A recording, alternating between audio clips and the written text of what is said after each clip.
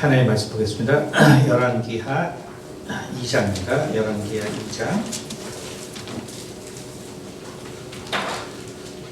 9절에서 10절입니다. 이제 9절에서 10절입니다. 제가 공독하겠습니다. 엘리야가 엘리사에게 이르되 나를 내게서 데려감을 당하기 전에 내가 내게 어떻게 할지를 구하라. 엘리사가 이르되 당신의 성령이 하시는 역사가 갑절이나 내게 있게 하소서 하는지라. 이르되 내가 어려운 일을 구하는도다. 그러나 나를 내게서 데려가시는 것을 내가 보면 그 일이 내게 이루어지려니와 그렇지 아니하면 이루어지지 아니하리라. 아멘. 기도하겠습니다. 은혜가 많으신 아버지 감사합니다. 우리가 참으로 엘리사의 영성을 우리가 참으로 알기 원합니다.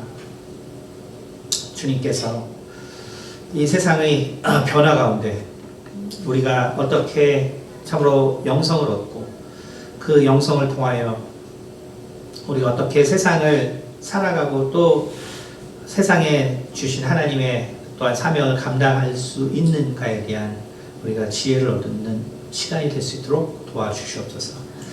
오직 한 성령으로 인도함 받는 시간 되기 원합니다. 감사드리며 살아계신 우리 주 예수 그리스도를 받도록 기도드렸습니다. 아멘. 네, 오늘 일부 예배에 이어서 우리가 이 엘리야와 엘리사의 이 마지막을 우리가 보면요, 사실은 이게 도대체 무슨 관계지라고 할 수 있는 내용들로 되어 있습니다. 우리가 한번 보면 2장 1절에 이렇게 되어 있습니다. 열왕기하 2장 1절입니다. 여호와께서 회오리 바람으로 엘리야를 하늘로 올리고자 하실 때 엘리야가 엘리사와 더불어 길갈에서 나가더니 엘리야가 엘리사에게 이르되 청하건대 너는 여기 머물라. 여호와께서 나를 베델로 보내시느니라 하니 엘리사가 이르되 여호와께서 살아계심과 당신의 영혼이 살아있음을 두고 맹세하노니 내가 당신을 떠나지 아니하겠나이다 하는지라. 이에 두 사람이 베델로 내려가니 베델에 있는 선지자의 제자들이 엘리사에게로 나와 그에게 이르되 여호와께서 오늘 당신의 선생을 당신의 머리 위로 데려가실 줄 아시나이까 하니 이르되 나도 또한 아노니 너희는 잠잠히 하라 하니라. 엘리야가 그에게 이르되 엘리사야 청하건대 너는 여기 머물라. 하나님께서 나를 여리고로 보내시느니라. 엘리사가 이르되 여호와께서 살아계심과 당신의 영혼이 살아있음을 두고 맹세하노니 내가 당신을 떠나지 아니하겠나이다 하니라. 그들이 여리고에 이르니 여리고에 있는 선지자의 제자들이 엘리사에게 나와 이르되 여호와께서 오늘 당신의 선생을 당신의 머리 위로 데려가실 줄을 아시나이까 하니 엘리사가 이르되 나도 아노니 너희는 잠잠하라. 엘리야가 또 엘리사에게 이르되 청하건대 너는 여기서 머물라. 여호와께서 나를 요단으로 보내시니라 하니 그가 이르되 여호와께서 살아계심과 당신의 영혼이 살아있음을 두고 맹세하노니 내가 당신을 떠나지 아니하겠나이다 하는지라. 이에 두 사람이 가니라. 선지자의 제자 50명이 가서 멀리 서서 바라보매 두 사람이 요단가에 섰더니 엘리야가 겉옷을 가지고 말아 물을 치매 물이 이리저리로 갈라지고 두 사람이 마른 땅 위로 건너가더라. 아멘. 자, 여기 보면 참 이상한 구절이죠. 성경에 이상한 구절이 엄청 많지만 사실은 정말 참 이게 도대체 무슨 관계일까? 뭘 하려는 걸까? 그렇죠? 그러니까 엘리사는 정말 내가 당신을 떠나지 않겠습니다 라고 얘기하고 엘리야는 너는 여기 있어라. 나는 지금 하나님이 어디로 보내신다. 그래, 이게 지금 뭐 한두 번도 아니고 계속 이러고 있어요. 그쵸? 우리가 이걸 쭉 읽어보면 야, 이건 도대체 무엇을 기록한 것일까? 무슨 내용을 기록한 것일까? 이러한 사실 내용이 있습니다. 이거는 사실은 뭐 여러분이 어떤 뭐 이런 우리가 뭐 주석을 우리가 보더라도 사실은 사실 뭐 어디 제대로 돼 있지가 않아요. 내용 자체가 어렵고 이게 무슨 얘기하는지 모르기 때문에 그렇기 때문에 우리는 결국은 엘리사와 엘리야의 관계를 우리가 묵상하면서 접근할 수밖에 없는 거죠. 근데 이 관계는 우리가 무엇을 통해야지 알 수 있냐면 실은 우리가 모세와 여호수아의 관계로 보면 유사하고요. 모세와 여호수아. 그 다음에 정말 이 바울과 디모데 사실 이런 선상에서 바라볼 때 우리가 이해할 수 있습니다. 그러니까 이런 선상에서 우리가 바라보지 못하면 이 마지막의 일이 도대체 무슨 일인지를 잘 알 수가 없어요. 이게 뭘 얘기하려고 하는 건지. 그러니까 이건 다시 말해서 우리가 지난 시간에 본 것처럼 엘리야가 엘리사를 만났을 때 엘리야의 성향이라는 것은 엘리사와는 완전한 반대의 성향이죠. 완전한 반대 성향입니다. 그래서 우리가 이 마리아에 때 했지만 사실은 하나님 앞에서는 가장 아름다운 성향이에요. 그게 뭐냐면 의존형 인간. 그러니까 하나님의 정말 그 시각에서는 가장 아름다운 성향이죠. 의존형. 그래서 바로 하나님이 말씀하신 것을 그대로 받아들일 수 있고, 그리고 그것으로 많은 것들을 생각할 수 있지만 판단은 하나님께 맡깁니다. 그게 사실 하나님께서 원하시는 우리 인간의 모습이거든요. 그것이 바로 아벨의 모습이죠. 그렇죠? 그러나 오늘날은 가장 문제적 성향이거든요. 의존형 인간이라는 게. 오늘날은 의존형 인간이라는 게 가장 문제적 인간이에요. 왜 뭔가를 스스로 뭔가를 할 수 없는 그런 상태로 보기 때문에. 그렇죠? 그러니까 엘리야는 바로 이제 그런 사람이에요. 그런 사람. 그러니까 의존형 인간. 그렇기 때문에 물론 제가 이제 이 마리아가 그러한 성향이다라는 것을 만약에 우리가 좀 죄송한 얘기지만 캐톨릭 신자들이 들으셨으면 엄청 분노할 수 있겠죠. 사실은 정말 그 훌륭한 믿음을 그런 어떤 성향과 어떠한 그것으로 다 정말 매도하느냐 이렇게 들릴 수 있어요. 하지만 그러한 각도에서 보는 것이 아니라 우리가 정말 하나님께서 원하시는 그 원래 인간의 모습이 어떠한가, 그리고 원래 하나님께서 인간을 어떻게 만들었는가를 우리가 고민해 볼 때, 그리고 그 많은 10%나 되는 인류의 일부가 바로 그렇게 사실은 그 맡겨진 것에 아무런 사실은 저항도 하지 않고 그냥 항상 끝까지 그것을 감내하는 그 사람들이 사실 있기 때문에 사실 이 세상이 운영되는 거예요. 그러니까 우리가 잘못 생각하면은 일론 머스크 같은 사람이 세상을 이끈다고 생각해요. 그러니까 우리가 그거는 착각이죠. 그러니까 이끄는 어떤 모습만이 맞는 거지 세상을 지탱시키는 건 아니거든요. 사실은 아시다시피 인류에게 가장 위험한 사람이에요. 현 시점에서 사실은 인류에게 가장 위험한 사람이죠. 사실은 이 세상을 지키고 유지해가는 사람들은 바로 이렇게 하나님의 말씀을 그대로 순종하지만, 그리고 그것으로 많은 걸 생각할 수 있지만, 그러나 그 최종 결정은 하나님께 맡길 수 있는 그 마리아의 심령과 같은 사람. 그래서 결국 예수님께서 믿음이 무엇이냐라고 할 때, 믿음은 바로 하나님이 주신 명령을 행하고 그리고 말하기를 나는 무익한 종입니다 라고 하는 것이다 그랬거든요. 그러니까 나의 의견은 하나도 없는 거예요.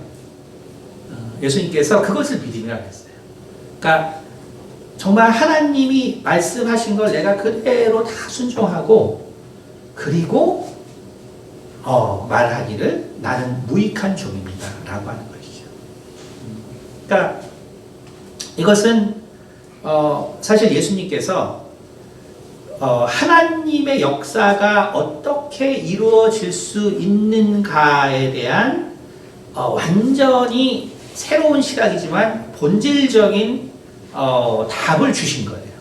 누가복음 18장에. 그러니까 결국 이 구약 유대인들에게 있어서 하나님의 능력, 다시 말해서 그 엘리야와 엘리사의 능력은 어떻게 일어난 것이냐면 그들의 의 때문에 일어났다고 생각했어요. 그들의 의. 그러니까 구약에서 바로 엘리야와 엘리사는 의인이에요. 의인.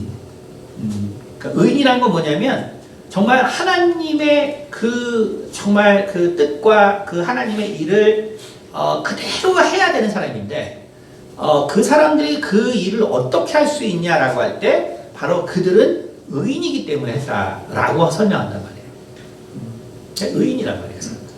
그러니까 율법을 그야말로 이룬 자들이죠. 그렇기 때문에 바로 하나님의 역사가 그들에게서 일어난다라고 생각한 그것이 유대인들의 생각이었어요. 그러니까 제자들이 바로 이런 그 하나님의 역사에 대해서 얘기할 때 그때 예수님이 뭐라 하냐면 믿음이라고 했거든요. 믿음. 그러니까 제자들이 뭐라 하냐면 우리에게 믿음을 주소서. 그러니까 예수님이 뭐라 하냐면 너희가 겨자씨만한 믿음이 있으면 정말 그야말로 이 산을 뽑아서 옮길 수 있다라고 말씀했단 말이에요. 그렇죠? 겨자씨만한 믿음이 있다면. 그러니까 제자들이 의가 아니라 믿음인데 그러면 그 믿음이 뭐예요? 하나님의 역사를 이루는 믿음이 뭡니까? 라고 할 때 예수님은 하나님의 명령을 너희가 그대로 행하고 나는 무익한 종입니다 라고 고백하는 것이 믿음이라고 한 거예요. 그러면 우리의 마음은 그렇죠. 아니 하나님이 우리를 이렇게 생각할 수 있는 인간으로 만들고 그리고 우리에게 정말 자유의지를 주시고 그래서 우리가 그것을 하나님이 주신 자유의지를 가지고 내가 정말 그 하나님의 뜻에 따라서 의를 세우고 그래서 정말 하나님을 사랑하는 그 열심으로 정말 그 의를 내가 정말 그 의의 길과 의의 삶으로 나갈 때 그때 그게 하나님의 역사가 일어나는 거지. 하나님이 이렇게 다 생각할 수 있는 나 그리고 정말 의지적으로 할 수 있는 인간을 만들어 놓고 왜 하나님의 말씀을 그냥 순종하라고 하냐. 그 다음에 왜 그냥 무익한 종이라고 그냥 고백하라고 하냐. 그게 왜 그런 것이냐 하면 바로 이미 노하실 때 하나님께서 말한 것처럼 인간은 그 생각하는 바가 어릴 때부터 악하기 때문이라고 했어요. 그 생각하는 바가 어릴 때부터 악하다. 여러분 이게 뭘 말하냐면 결국은 세상은 가인의 등장 이후로 세상은 결국은 도시화를 했어요. 도시화. 그러니까 도시라는 것은 성경에서 사실상 모든 죄악의 근원이에요. 도시라는 것은. 우리가 디스토피아를 보세요. 디스토피아의 위치가 어딘가 다 도시예요. 들판이 아니에요. 다 도시예요. 도시는 사실상 모든 인간의 그 정말 하나님을 대적하는 사고가 모인 곳이 도시입니다. 그러니까 우리가 거기서 사는 인간이 어떤 의견을 내서 하나님의 일을 이룬다는 것은 불가능하다고 예수님이 말씀하시는 거예요. 그러니까 원래는 인간이 정말 그 하나님의 뜻을 받들고 살 수 있었겠죠. 그러나 이제 예수님께서 이 세상에 오셨을 때 우리에게 하나님의 역사가 믿음으로 일어난다고 할 때는 하나님의 명령을 그대로 행하는 거라고 했어요. 왜냐하면 결국 인간의 생각은 이미 죄로 말미암아서 하나님의 선을 이룰 수 없기 때문이에요. 여러분 우리가 악이라는 것을 잘 아셔야 되는데, 야 그러면 뭐 세상에서 뭐 이렇게 도시에 살고 뭐 문명을 이룬 자는 다 악하냐? 성경에서 말하는 악은 그런 게 아니에요. 우리가 그 오해하는 건데, 성경에서 말하는 악은 뭐냐면 바로 모든 자들이 하나님의 창조 목적대로 평안과 안식과 기쁨을 사는 것을 말하는 거예요. 그게 하나님이 말씀하시는 선이에요. 그러니까 악이라는 건 뭐냐면 뭐 이렇게 잘 살고 뭐 권력 가진 사람들이 뭐 누구를 죽이고 뭐 한다는 게 아니에요. 그게 아니라 악이라는 것은 그 하나님이 만드신 인간이 모두가 함께 기쁘고 행복하고 평등하게 살 수 없는 상태, 이거를 만들어 갈 수밖에 없는 그 인간의 생각이 악이라는 거예요. 그러니까 여러분 그거를 오해하시면 안 돼요. 다시 말해서 인간이 하는 모든 것은 결국은 여러분도 다 그렇잖아요. 교회 일 할 때 어때요? 기도 안 하고 하잖아요. 그렇죠? 그래서 막 우리 교회가 또 우리도 열심히 특심인 분이 많잖아요. 우리 10년 동안 경험했잖아요. 얼마나 열심히 했어요. 근데 어때요 결과는? 내 난리가 나가지고 내 싸우고 내 상처받았다 그러고, 그 10년 동안 반복했잖아요. 그게 뭐냐면 그게 악이라는 거예요. 그러니까 내 인간은요 아무리 교회를 위해서 일을 해도요 그 결과가 선이 안 나와요. 그게 인간이에요. 그게 악이라는 거예요. 그러니까 악이라는 것이 뭐 누구를 죽이고 백바이트를 하고 뭐 이제 이런 게 아니라 그냥 정말 인간이기 때문에 우리가 하는 모든 건 결국 선을 이룰 수 없구나. 그렇기 때문에 우리가 하나님의 능력이 나타난다는 건, 그래서 하나님의 명령을 그대로 우리가 행하고, 그리고 어떤 이런 방구도 하지 않고 나는 무익한 종입니다 라고 순종하는 것이죠. 바로 그것을 보여준 게 마리아의 인생이라는 것이죠. 그러니까 바로 그러한 인생을 또 보여준 것이 바로 엘리야의 인생이에요. 엘리야의 인생. 그런데 이런 사람들이 어때요? 지금 예수님 말한 것처럼 그게 의로 이루어진 게 아니란 말이에요. 의로 이루어진 게 아니라 바로 그렇게 할 수 있는 어떤 그 마음의 심령으로 이루어진 거예요. 마음의 심령으로 이루어진 거예요. 그러니까 그것이 그 사람들의 성향이에요. 성향. 그렇기 때문에 우리가 엘리야가, 자 보세요. 엘리야가 요 직전에 어떤 일이 있었나. 지금 열왕기하 1장에 보면 결국은 여기 엘리야가 이제 이 아합이 죽은 다음에 그 다음에 1장 2절에 보면 이런 말이 있어요. 아시아가 사마리아에 있는 그의 다락 난간에서 떨어져 병들어 사자를 보내어 그들에게 이르되 가서 에그론의 신 바알세불에게 이 병이 낫겠나 물어보라 하니라. 여호와의 사자가 디셉 사람 엘리야에게 이르되 너는 일어나 올라가서 사마리아 왕의 사자를 만나 그에게 이르기를 이스라엘에 하나님이 없어서 너희가 에그론의 신 바알세불에게 물으러 가느냐.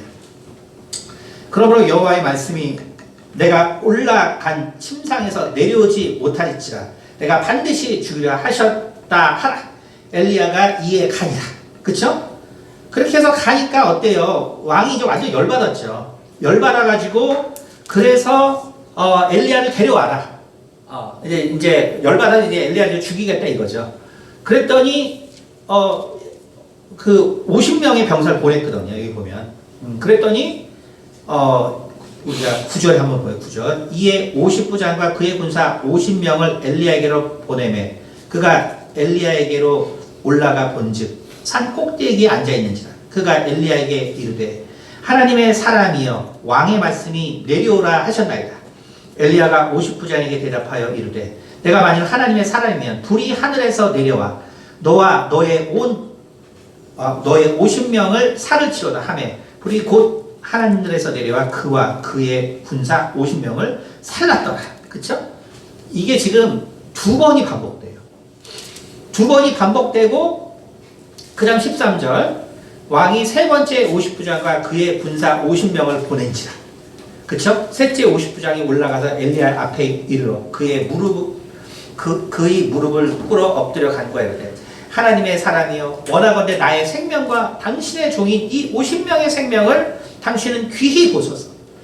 불이 하늘에서 내려와 전번에 50부장 둘과 그의 군사 50명을 살랐거니와 나의 생명을 당신은 귀히 보소서 하며 뭐라 그랬어요? 15절에 여호와의 사자가 엘리야에게 이르되 너는 그를 두려워하지 말라. 그 얼마나 이게 엘리야예요. 아니 하늘에서 불이 내려와서 50부장과 50명이 지금 죽었잖아요. 그것도 한 번이나 아니라 두 번이나 그랬잖아요. 근데 엘리야는 두려워요. 너무 특이하죠, 그렇죠? 그러니까 우리가 엘리야라는 그 자가 엘리야라는 존재가 우리가 사실 다시 말해서 어떤 환상을 만들면 안 된다는 거예요. 그러니까 우리가 엘리야에 대한 환상을 만들어 버리면 우리는 엘리야처럼 우리가 그 신앙생활을 할 수 없어요. 근데 엘리야는 그런 사람이 아닌 거예요. 그런 사람이 아니라 원래 하나님이 그냥 원하던 사람이에요. 다시 말하면 하나님의 말씀을 그대로 받아들이고 그것이 진리인 줄 알고 그대로 살아가고 그리고 어떠한 자기의 생각이 있지만 모든 결정을 하나님께 맡기고 그러니까 오늘날 그 문제적인 사람들의 성향이란 말이에요. 그것이 이 사람들 그러니까 여러분 이 중에서 아마 세상의 3분의 2는 야 내가 이러면 나는 안 두려워할 건데 여기 혹시 두려워할 것 같은 사람 있어요 여기서? 지금 하늘의 불에서 50명을 두 번이나 죽었어요. 여기 혹시 그때도 다 겁날 것 같은데 이런 사람 있어요? 있어요? 우리 민영이가 있네요. 이런 사람이 있어요. 진짜 하나님이 원하시는 사람이에요. 이런 분이 사실은. 우리는 어때요? 안 두렵잖아. 왜 두려워? 하늘에서 물이 내려서 죽는데 왜 안 두려워? 그러니까 왜 두려워? 그쵸? 근데 두려울 수 있단 말이에요. 두려울 수 있단 말이에요. 왜냐하면 그만큼 그들은 선을 사랑하기 때문에 그래요. 그래서 작은 악이 두려울 수 있는 거예요. 작은 악이 두려울 수 있는 거예요. 그러니까 여러분 이거를 알아야 엘리사는 근데 뭐예요? 계속 말하지만 드디어 우리가 저기 뭐냐 니체처럼 말하면 초인의 등장이지. 초긍정인의 등장. 근데 이 엘리사의 정말 이 멋있는 점 어디 있냐면 그가 모든 것을 한 번에 다 정리하고 자 드디어 자기가 주로 모신 엘리야를 만났어요. 엘리야를 만났는데 엘리야가 너무너무 자기가 생각하는 거랑 다른 인물이에요. 너무너무나 다른 인물. 어떻게 다른 인물이냐면 내가 옆에서 도와줘야 되는 인물이에요. 내가 옆에서 붙어 있어줘야 되는 인물이에요. 그러니까 내 성격엔 진짜 안 맞는 사람이에요. 그러니까 엘리사는 많은 사람들과 만나고 많은 일을 만들고 많은 거를 행해야 되는 사람이에요. 근데 이게 주인이 너무나 정말 내성적이고 사람 만나기 힘들어하고 그러니까 엘리사가 거기서 정말 자신의 그 모든 그런 성향을 모든 것을 다 내려놔요. 다 내려놓고 근데 그 내려놓을 수 있던 것이 바로 그게 초긍정인들이 할 수 있는 일이에요. 이게 초긍정인이 아니면 힘들어요. 그런데 엘리야가 이 성경상의 인물 중에서요, 하나님의 그 안수 받은 사람 중에서 하나님께서 정말 그 안수한 인물 중에서요, 여러분 성경 잘 보면 알겠지만 다 하나님 안수 받은 사람들은 다 자기 나이에 노한으로 죽어요. 성경을 다 보면. 그러니까 뭐 성경은 아시겠지만 뭐 병들어 죽거나 뭐 이렇게 죽으면 다 문제가 있는 거예요. 성경에 보면. 그런데 하나님의 안수를 받았는데 기력이 완전히 쇠해서 죽은 최초의 인물이 누구냐면 다윗이에요. 그 전까지는 그런 인물이 없었어요. 근데 다윗이 기력이 쇠해서 죽죠. 그렇죠? 근데 그것까지는 이해가 돼요. 근데 하나님의 안수를 받았는데 병들어 죽은 최초의 인물이 엘리사예요. 여러분 뒤에 가면 엘리사 결국 병들어 죽어요. 그러니까 하나님의 정말 안수를 받은 하나님의 사람 중에 병들어 죽은 최초의 인물이에요. 최초의 인물. 그러니까 결국 그게 뭘 말하냐면 이 엘리사가 여기 이제 나오죠. 2장 9절에 건너매 엘리야가 오늘 본문이에요. 엘리야가 엘리사에게 이르되 나를 내게서 데려감을 당하기 전에 내가 내게 어떻게 할지를 구하라. 그러니까 뭐예요? 엘리사가 이르되 당신의 성령이 하시는 역사가 갑절이나 내게 있게 하소서 하는지라. 이르되 내가 어려운 일을 구하노라. 그쵸? 어려운 일을 구하노라. 그러니까 네가 구하는 일이 너는 뭐가 뭔지 모른다는 소리예요. 여러분 결국 이 초긍정의 엘리사가 사실은 하나님의 그 많은 정말 그 놀라운 역사들을 하거든요. 근데 결국은 엘리사는요, 이 세계가 바뀌는 이 전환점에서 하나님이 부른 사람이에요. 다시 말하면 이제는 이방인들이 이 유대인들, 그 다음에 북이스라엘의 모든 히브리인들보다 더 많이 창대하고 더 많이 뻗쳐나가는 그 역사의 전환점에 있는 사람이에요. 엘리사는. 여러분 그거를 좀 이해하시면 돼요. 엘리사가 그래서 어떤 연속적인 사건에서 그냥 딱 나온 인물이 아니라 하나님의 계획이 이제 완전히 바뀌는 상태에서 등장하는 인물이에요. 다시 말하면 이방인들이 이제 본격적으로 힘을 얻게 되고 이방인들이 본격적으로 강성하게 되고 이방인들이 본격적으로 이스라엘을 그리고 유다를 결국은 멸망시키게 되는데, 근데 이제는 하나님의 계획이 이제는 더 이상 이스라엘에게만 있는 시대가 아니라는 소리예요.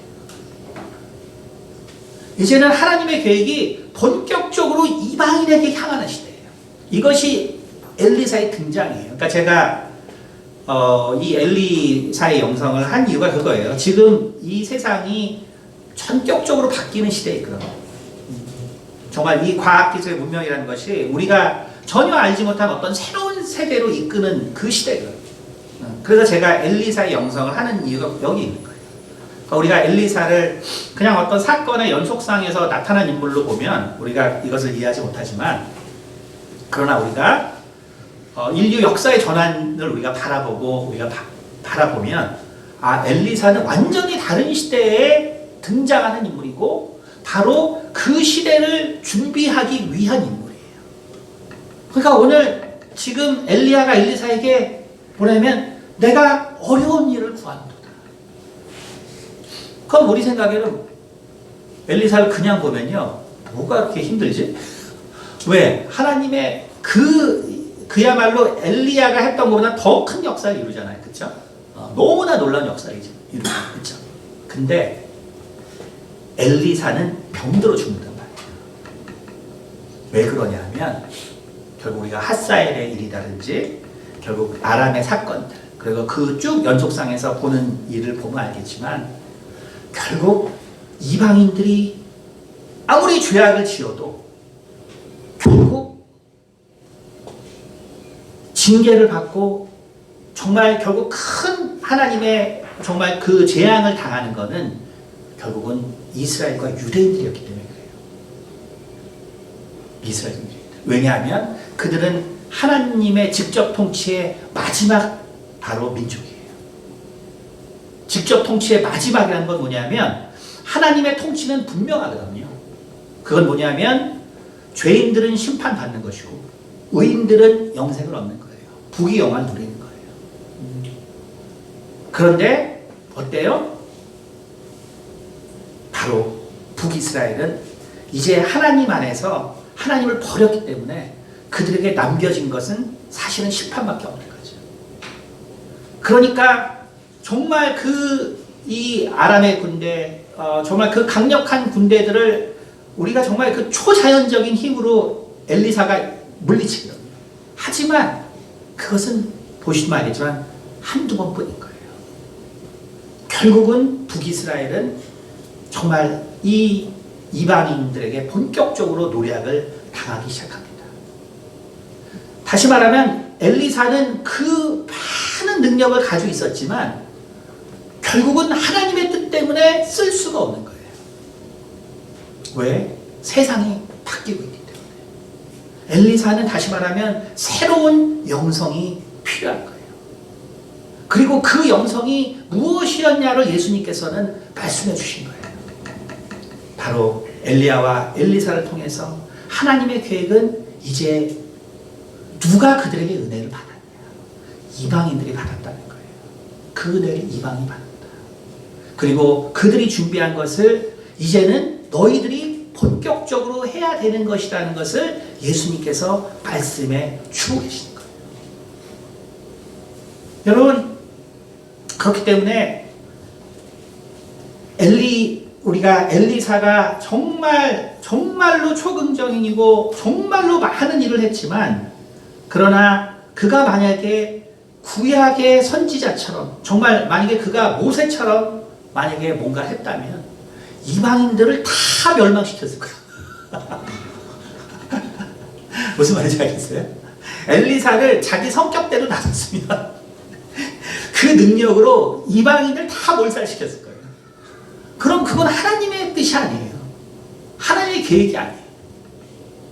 그러니까 우리가 변하는 세대의 하나님의 영성이라는 것은 우리가 젊은 세대가 다시 하나님께 구해야 되는 거예요. 실은 우리는 우리의 경험을 얘기해 주겠지만, 그러나 새로운 시대의 새로운 영성이라는 것은 젊은 사람들이 이 하나님 말씀을 통해서 젊은이들에게 주는 새로운 바로 시각과 새로운 영성을 지녀야 되는 거예요. 거기에 해법이 있는 거예요. 거기에 해법이 있는 것입니다. 자, 그렇기 때문에 정말 엘리사가 엘리야를 만났어요. 근데 이 엘리야는 지금 보는 것처럼 정말 하나님이 그 두 번의 이적을 보여줬음에도 나는 여전히 두려운 게 엘리야예요. 자, 엘리사 입장에서는 어떻겠어요? 정말 내가 이 엘리야와 함께 있어야겠구나. 내 스승과 함께 있어요. 여러분, 그거를 이해해야 오늘 2장에 나온 이 얘기를 할 수 있어요. 여호와께서 회리바람으로 엘리야를 하늘로 올리고자 하실 때 엘리야가 엘리사와 더불어 길갈에서 나가더니 엘리야가 엘리사에게 이르되 청하건대 너는 여기 머물라. 여호와께서 나를 베델로 보내시니라 하니 엘리사가 이르되 여호와께서 살아계심과 당신의 영혼이 살아있음을 두고 맹세하노니 내가 당신을 떠나지 아니하겠나이다. 이게 우리가 이제 잘못 알면, 우리가 깊이 묵상하지 않으면 그냥 엘리야의 능력을 얻기 위해서 이랬나 보다 하는데 그게 아닌 거예요. 정말 제가 끝까지 당신에게 있겠습니다. 이게 엘리야가 사실 원하는 답이에요. 왜? 나는 두렵거든. 나는 정말 아까 말했죠. 우리가 의존형 인간. 누군가가 나와 함께하기를 바라는 거예요. 누군가 나와 함께하기를 바라는 거예요. 그런데 정말 이것이 사실 또 인간의 어떤 본질적인 바람이기도 하죠. 근데 뭐예요? 항상 엘리야는 이렇게 말하죠. 너는 여기 머물라. 응? 근데 그게 그 마음에 진짜 원하는 게 아니에요. 아니에요. 근데 어디를 가냐면 자, 베델로 가요. 그렇죠? 그랬더니 거기 선지자들이 나오죠. 그렇죠? 그 다음에 여리고로 가요. 그랬더니 거기 또 선지자들이 나오죠. 그쵸? 그러니까 결국은 엘리야는 그냥 거기서 자, 하나님께서 나를 이제 부르신다. 내가 너에게 마지막 소임을 내가 너에게 전하고 싶다. 너희가 이제 우리가 하나님께서 우리에게 맡긴 정말 이 베델의 선지자 그리고 여리고의 선지자 이들을 네가 잘 맡아서 이제 미래를 정말 준비해라. 딱 이렇게 한마디 하면 좋잖아. 엘리야는 그런 말도 잘 못하는 사람이란 말이야. 그리고 가니까 결국은 베델의 선지자들이다. 그러니까 결국 엘리야의 그 마음은 뭐가 있는 거예요? 정말 이렇게 이제 세상에 남겨져서 정말 이 시대에 이 세상 이 새로운 시대를 맞이해야 되는 그 선지자들에 대한 너무나 그 아프고 아쉬운 마음들이 있죠. 그렇죠? 마음이 있는데 그거를 뭐 좀 멋지게 그냥 말하고 그냥 끝내면 될 일인데 엘리야는 어때요? 그가 그러한 성향이기 때문에 하나님께 불려가기 전에 한 번이라도 더 보고 싶은 거예요. 한 번이라도 더 보고 싶은 거예요. 그들을. 이제 가면 되잖아요. 그쵸? 영화로운 이제 정말 하나님을 보면 되잖아요. 엘리사 같았으면 어땠어요? 우리 같았으면 어땠어요? 드디어 내 고대하던 정말 하나님을 내가 만나게 됐어. 응? 그러면 내가 저 같은 후임 목사한테 그 교회 이런 거는 이렇게 하고 저건 저렇게 하고 이제 잘 맡아서 해. 난 갈게. 이러지. 누가 그걸 갖다가 정말 베델에 가고 여리고로 가고 이게 이런 사람들의 특징이란 말이야. 그러니까 마리아가 왜 그 아들이 처참히 죽는 그 자리까지 갔겠어요? 그게 보고 싶었겠어요? 근데 그들의 마음은 그렇다는 거예요. 그들의 마음은 그것을 떠나지 못한다. 떠나지 못한다. 그러니까 그들을 정말 따라가고 그들을 만나고 또 거기를 지나고. 근데 엘리사는 그걸 알았기 때문에 결국 끝까지 그의 스승이었던 엘리야를 따라간 것이죠. 여러분, 그래서 영성은 거기에 있는 거예요. 영성은 어디에 있냐면 결국 나의 경험과 또 나의 생각에 있는 것이 아니라 나의 생각과 또 나의 경험이 있는 것이 아니라 바로 하나님께서 내게 정말 부르신 곳에서의 사람과 그 환경에서 우리가 어떻게 정말 하나님이 세운 사람들을 우리가 정말 잘 위로하고 또 잘 돕고 그리고 잘 함께 화목하게 살아갈 수 있는가. 그것이 정말 영성의 기본이라는 것을 엘리사는 우리에게 보여주고 있다는 것을 우리가 알아야 합니다.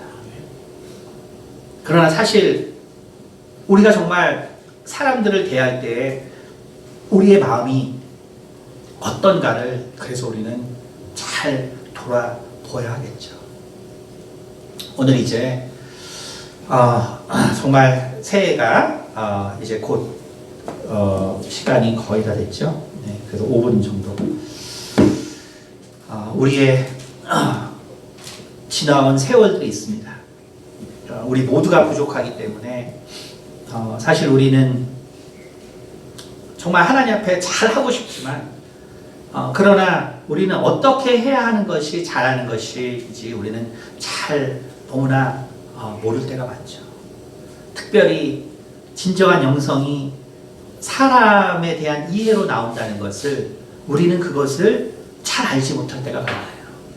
우리는 가장 많은 오해가 뭐냐면 훌륭한 영성이라는 것은 말씀을 많이 읽는 것과 기도를 많이 하는 것과 헌금을 많이 하는 것과 예배에 많이 참여하는 것과 우리는 그것을 영성이라고 사실 착각한다는 거예요. 근데 진정한 영성은 그런 곳에 있는 것이 아니에요. 그것은 진정한 영성을 배우기 위한 준비에 불과한 거예요. 진정한 영성이라는 건 뭐냐면 정말로 나와 다른 사람이지만 그 사람을 하나님이 내게 붙여줬을 때 내가 그들을 어떻게 이해하고 어떻게 포용하고 어떻게 함께 살아나갈 수 있는가의 그 고민 가운데 진정한 영성이 나타나고 바로 그것이 오늘 엘리사의 그 놀라운 바로 그 능력과 그 이적의 근원이 됐다는 것입니다. 다시 말해서 우리가 도대체 무엇 때문에 이적을 바라고 우리가 도대체 무엇 때문에 하나님의 능력을 바랍니까? 그것은 바로 사람을 위한 거예요. 어떤 멋진 퍼포먼스가 아니라 진정한 그 한 사람 한 사람의 변화를 위한 것이 그것이 진정한 영성의 이유입니다. 오늘 그렇기 때문에 엘리야가 말한 거예요. 네가 정말 어려운 걸 구한다. 네 성격에서 맞지 않는 걸 구한다. 막상 능력을 가지니까 어때요? 이방인을 심판할 수가 없어요. 그는 병으로 죽습니다. 여러분 그러나 그 전체적인 사건을 통해서 하나님이 어떠한 마음을 가지고 어떻게 이 세상을 운영하는가를 이해하셔야 합니다. 바로 하나님은 모든 사람을 사랑하시기에 모든 자를 구원하기 원하시는 것이 바로 하나님의 마음이라는 것을 여러분이 아셔야 되고 그러므로 진정한 영성이라는 것은 내 이웃을 정말 사랑하는 데 있다는 것을 다시 한번 기억하시기를 바랍니다. 기도하겠습니다. 은혜가 많으신 아버지 감사합니다. 우리가 엘리사의 영성을 통하여서 정말 우리가 하나님께서 원하시는 정말 그 영성이 무엇인가를 아버지 우리가 다시 돌아볼 수 있도록 도와주시옵소서. 주님, 정말 우리가 하나님을 사랑하기에 어떠한 자는 정말 열심히 그리고 정말 그 최선을 다해서 하지만 주님, 정말 그것이 하나님의 나라를 온전케 할 수 없다는 것을 우리로 다시 한번 깨닫게 도와주시고 오직 주께서 명한 것을 우리가 행하고 그리고 나는 무익한 종입니다 라고 할 때 바로 하나님의 그 뜻이 온전하게 이루어질 수 있다는 것을 아버지 깨닫게 도와주시고 오히려 그것을 정말 깨닫고 그것을 지키기 위한 엘리사의 인생이 비록 병으로 그의 인생이 막아냈지만 정말 그것이 하나님이 엘리사를 귀하게 생각하게 된 정말 엘리사의 인생이었다는 것을 우리가 돌아오게 도와주시옵소서. 그러므로 우리가 정말 이 미래의 세대를 살아나가는 우리 특별히 청년들 참으로 하나님께 정말 이 미래의 사람들을 어떻게 끌어안을 것인가가 정말 그들이 가져야 할 영성이라는 것을 다시 한번 마음에 새기도록 도와주시옵소서. 감사드리며 살아계신 우리 주 예수 그리스도 받들어 기도드렸습니다. 아멘.